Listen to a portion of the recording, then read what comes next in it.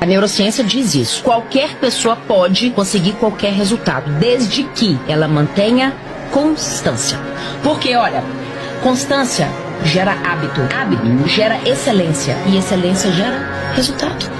Eu sou melhor que todo mundo, e não é que eu seja arrogante. Simplesmente porque eu sei que se eu falo que sou melhor que todo mundo, eu começo a me ver como melhor. Começo a agir como melhor e pensar como melhor. Forço meu cérebro a me ver dessa forma e consequentemente eu me torno. Seja o mais inteligente, seja o mais forte, seja o mais disciplinado. Seja melhor que todo mundo. Isso não é arrogância. A luta sempre será contra você mesmo.